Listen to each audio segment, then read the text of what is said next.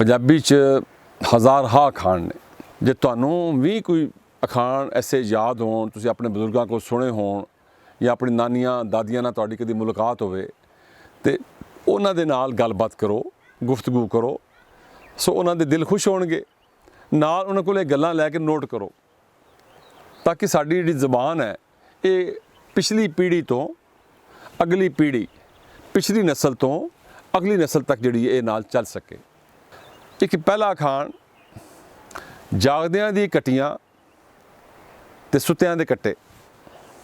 ਇੱਕ ਆਮ ਮੁਹਾਵਰਾ ਹੈ ਕਿ ਜਿਹੜੇ ਵੇਕਫੁਲ ਨੇ, ਜਿਹੜੇ ਜਾਗਦੇ ਨੇ, ਜਿਹੜੇ ਬਾਖਬਰ ਨੇ, ਉਹਨਾਂ ਦੀ ਕਟੀਆਂ, ਤੇ ਜਿਹੜੇ ਸੁੱਤੇ ਨੇ, ਜੋ ਗਫਲਤ ਵਿੱਚ ਨੇ, ਉਹਨਾਂ ਦੇ ਕੱਟੇ।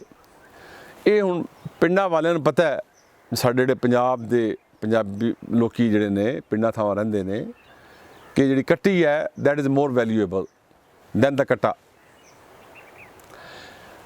ਇਹਦੇ ਪਿੱਛੇ ਕਹਾਣੀ ਇਹ ਹੈ ਕਿ ਕੋਈ ਬੰਦਾ ਮਵੇਸ਼ੀ ਮੰਡੀ ਗਿਆ, ਉਹਦੀ ਮੱਝ ਸੂਈ, ਕੋਈ ਬੰਦਾ ਉੱਥੇ ਹੋਰ ਵੀ ਮੌਜੂਦ ਸੀ ਤੇ ਉਹਦੀ ਮੱਝ ਵੀ ਸੂਈ।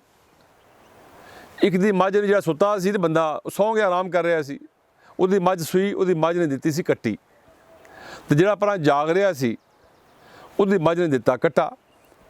ਉਹ ਸੁੱਤੇ ਬੰਦੇ ਨੂੰ ਤਾਂ ਪਤਾ ਹੀ ਨਹੀਂ ਸੀ ਕਿ ਮੇਰੀ ਮੱਝ ਨੇ ਕੱਟਾ ਦਿੱਤਾ ਹੈ ਜਾਂ ਕੱਟੀ ਦਿੱਤੀ ਹੈ।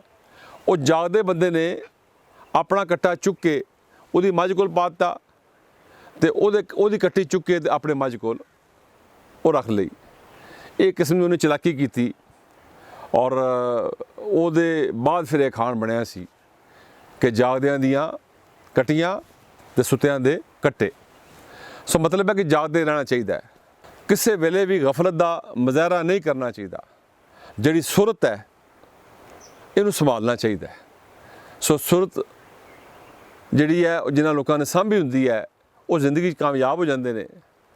ਜਿਨ੍ਹਾਂ ਨੇ ਸੁਰਤ ਆਪਣੀ ਗਵਾਈ ਹੁੰਦੀ ਹੈ ਉਹ ਜ਼ਿੰਦਗੀ ਨਾਕਾਮ ਹੋ ਜਾਂਦੇ ਨੇ।